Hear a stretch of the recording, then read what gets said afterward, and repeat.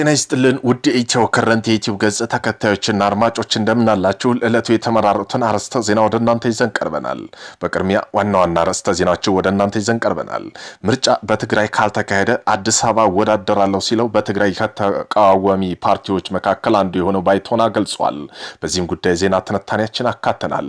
በኢትዮጵያ ጉብኝት ስላደረጉት የህንዱ ጠቅላይ ሚኒስትር ናራንዲ ሞዲና አንዳንድ እውነታዎች በዓለም ሀገራት የምጣኔ ሀብት ደረጃ ላይ አሜሪካና ቻይና ጀርመንና ጃፓንን ተከትላ በአምስተኛ ደረጃ የምትገኘው በህዝብ ብዛት በዓለም ቀዳሚ ሀገር የሆነችው ህንድ 15ኛው ጠቅላይ ሚኒስትር የሆኑት ናራንዲ ሞዲ ማን ናቸው? ለየት የሚያደርጓቸው እውነታ የትኞቹ ናቸው? በዚህም ጉዳይ የዜና ጥንቅራችን በሰፊው የምሰሙት ይሆናል። አሜሪካ ሴኔት ለ2026 የመከላከያ በጀቷን $901 ቢሊዮን አጽድቃለች። በዚህም ጉዳይ ዜና ትንታኔን አካተናል። እነዚህን የመሳሰሉ አርዕስተ ዜና ወደ እናንተ ይዘን ቀርበናል። ቤተሰብ ለመሆን ላይክ፣ ሼር፣ ሰብስክራይብ ማድረጋውን እንዳይረሱ። ወደ ዕለቱ የመጀመሪያ ዜና ትንታኔያችን ስናልፍ በትግራይ ክልል ሲንቀሳቀስ የቆየው ተቃዋሚ ባይቶና ፓርቲ በመጨረሻ ግንቦት ለሚደረገው ሀገራዊ ምርጫ ለመሳተፍ ዝግጅት እያደረገ መሆኑን ተነግሯል። ፓርቲው በትግራይ ክልል ምርጫ ካልተካሄደ በአዲስ አበባ ከተማ ለመወዳደር ወጥኖ እየተንቀሳቀሰ እንደሆነ ተደርቷል ተብሏል። ፓርቲው በአማራና በአፋር ክልሎች የመወዳደር ውጥን ያለው ቢሆንም ሆኖም ግን በሁለቱ ክልሎች በምርጫ ለመሳተፍ አስቻይ ሁኔታ የለም ብሎ እንደሚያምን መረዳት ተችሏል። ፓርቲው በትግራይ ክልል ምርጫ ማካሄድ የሚቻልበት ሁኔታ ላይ ከብሔራዊ ምርጫ ቦርድ ንግግር መጀመሩ ተዘግቧል። የሰሜን ኢትዮጵያ ጦርነት ተከትሎ የፓርቲው ፈቃድ ተሰርዞ የቆየ ሲሆን ከሚያዝያ ወር 2016 ዓ.ም ግን በፓርቲው በሀገር አቀፍ ደረጃ ለመንቀሳቀስ የሚያስችለውን ፍቃድ እንዳገኘ ይታወሳል። በዓለም ሀያሏ ልዕልት ሀገር የምትባለው አሜሪካ የመከላከያ በጀቷን በጥፍ አሳድጋለች። የአሜሪካው ሴኔት ለ2026 የመከላከያ በጀት $901 ቢሊዮን አጽድቋል። ሴኔቱ በአሜሪካ ታሪክ ከፍተኛ የተባለውን የመከላከያ በጀት አጽድቋል። ከበጀቱ ውስጥ 4% ለዩክሬን የሚሰጥ ድጋፍ ነው ተብሏል። ፕሬዝዳንት ዶናልድ ትራምፕ አዋጁን በፊርማ ህግ አድርገው ያጸድቁታል ተብሎ ተጠብቋል። በኢትዮጵያ ለሁለት ቀን የሥራ ጉብኝት ያደረጉት ስለ ህንዱ ጠቅላይ ሚኒስትር ናራንዲ ሞዲ አንዳንድ እውነታዎች። እነዚህ ሰው ማን ናቸው? በኢትዮጵያ ይፋዊ ጉብኝት ያደረጉት የህንዱ ጠቅላይ ሚኒስትር ናራንዲ ሞዲ ከጠቅላይ ሚኒስትር አብይ አህመድ ጋር በሁለቱ ሀገራት ዘርፈ ብዙ ግንኙነትና ውይይት ማድረጋቸው አዳዲስ የትብብር ስምምነት መፈራማቸው ተዘግቧል። በተጨማሪም ጠቅላይ ሚኒስትር ሞዲ ሮብ ታህሳስ 8 2018 ዓ.ም በህዝብ ተወካይ ምክር ቤት ተገኝተው በህዝብ ተወካዮችና ምክር ቤት አባላት የጋራ ስብሰባ ላይ በብሔራዊ ቴሌቪዥን በቀጥታ ያልተላለፈ ንግግር አድርገዋል። በዓለም ሀገራት የምጣኔ ደረጃ ላይ የምትታወቀውና አሜሪካ ቻይናን፣ ጀርመንንና ጃፓንን ተከትላ በአምስተኛ ደረጃ የምትገኘውና በህዝብ ብዛት በዓለማችን ቀዳሚ ሀገር የሆነችው ህንድ 15ኛውን ጠቅላይ ሚኒስትር የሆኑት ናራንዲ ሞዲ ማን ናቸው? ለየትስ የሚያደርጓቸው እውነታዎች የትኞቹ ናቸው? በዜና ትንታኔ ማካተናል። በህንዱ ጉጃራት ግዛት ከዝቅተኛ ደረጃ ተነስተው በዓለም ታላላቅ ምጣኔ ሀብት ካላቸው ሀገራት መካከል አንዷ ለረጅም ጊዜ ለመምራት ችለዋል። ሞዲ ወደ ፖለቲካ ዓለም የገቡት ገና በለጋ ወጣትነት እድሜ በ20ዎቹ የመጀመሪያ ላይ ሲሆን በሀያሏ የሂንዱ ብሔርተኛ ፓርቲ ባህራታይ ጃናት ፓርቲ ወይም ቢጂፒ ውስጥ በተለያዩ ኃላፊነት ደረጃ ውስጥ አልፈዋል። በአውሮፓዎቹ 2021 የጉጅራት ግዛት ዋና አስተዳዳሪ፣ በ2014 የህንዱ ጠቅላይ ሚኒስተር በመሆን ከፍተኛ ስልጣን ጨበጡ። ከ10 ዓመታት በላይ በመሪነት ስልጣን ላይ የቆዩት ሞዲ በህዝብ ዘንድ ያላቸው ተቀባይነት ከጊዜ ወደ ጊዜ በመጨመሩ ለሶስተኛ ስልጣን ዘመን ባለፈው ዓመት በተካሄደው ምርጫ አሸንፈዋል። ጠቅላይ ሚኒስትር ሞዲ በህንድ ውስጥ ያላቸው ተቀባይነት በተለይ በሂንዶች መካከል ከፍተኛ ሲሆን ድጋፋቸው ለማጠናከር የሂንዱ እምነት ቤተ መቅደሶች ይጎበኛሉ። የህንድ ሙስሊም እምነት ተከታይ ቡድኖች ግን በሞዲ የስልጣን ዘመን በሀገሪ ውስጥ አድልኦና ጥቃት በተደጋጋሚ እንደሚገጥማቸውና አንድ ሁለተኛ ዜጋ እንደሚኖር ቅሬታ ቢያሰሙም ገዢው ፓርቲ ግን ይህንን ያስተባብላል። ናራንዲ ሞዲ የሚከተሉት ፖሊሲ ሀገራቸው ከሁሉም ሀያል ሀገራት ጋር በጋራ ጥቅም ላይ የተመሰረተ ግንኙነት እንዲኖራት ማድረግ ነው። በዚህም ከአሜሪካ፣ ከአውሮፓ፣ ከኢሲያ ጋር የጠበቀ ግንኙነት መፍጠር ችለዋል። በዓለም አቀፍ መድረክ ላይ ያላቸው ተደማጭነት ከፍተኛ ሲሆን የአፍሪካ፣ ኢሲያና የሌሎች በመልማት ላይ ያሉ ሀገራት ጉዳዮች አንስተው ይከራከራሉ። በተለይ በ2023 ህንድ ባስተናገደችው የቡድን 20 ጉባኤ ላይ በማደግ ላይ ያሉ ሀገራት ድምጽ በማሰማት በዓለም መድረክ አድናቆት አግኝተዋል።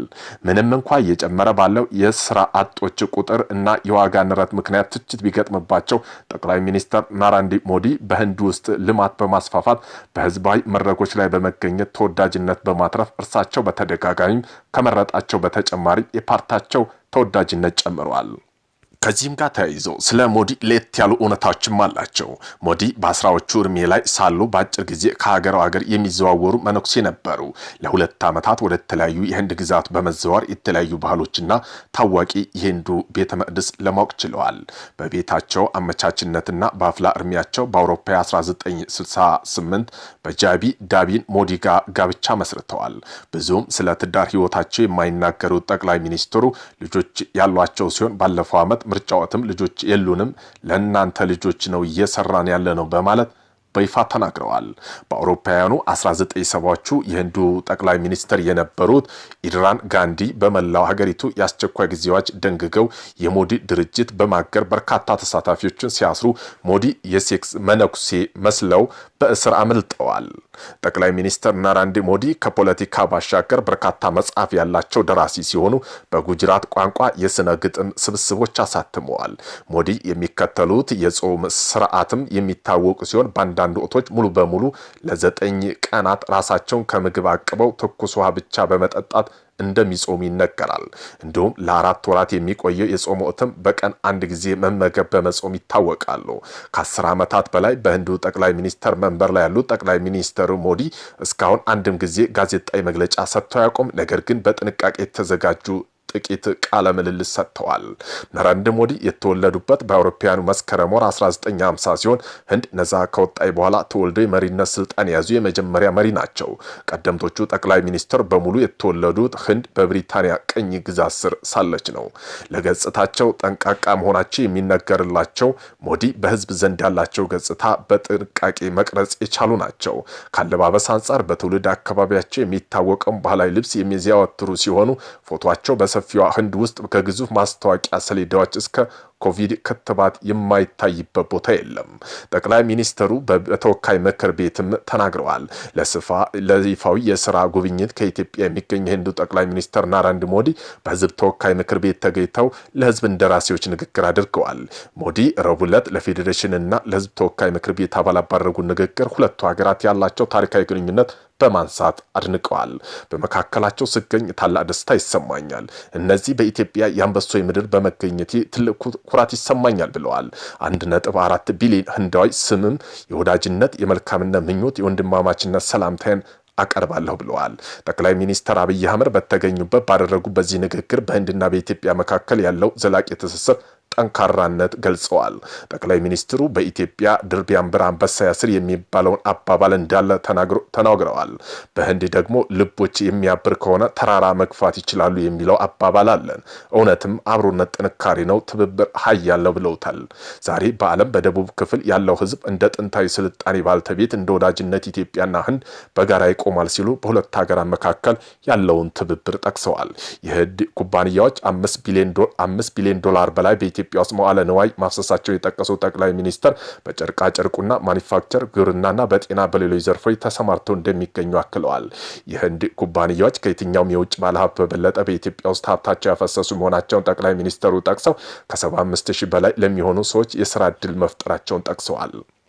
የሁለቱ ሀገራት ግንኙነት በሁለትዮሽ ግንኙነት ወደ ስትራቴጂክ አጋርነት ከፍ ማድረግ የተናገሩት ጠቅላይ ሚኒስትር ሞዲ ይህ በቴክኖሎጂ በፈጠራና ማዕድንና አረንጓዴ ኢኮኖሚ መስኮች የሚደረጉ ትብብር አጋርነት እንደሚገልጹ ተናግረው በኢትዮጵያና በህንድ መካከል ያለው ሁለንተናዊ ትብብር ተጠናክሮ ይቀጥላል ሲሉ የተናገሩት ጠቅላይ ሚኒስትር ሀገራቸው የምታደርገውን ድጋፍ ለማጠናከር ያላቸውን ዝግጁነት ገልጸዋል።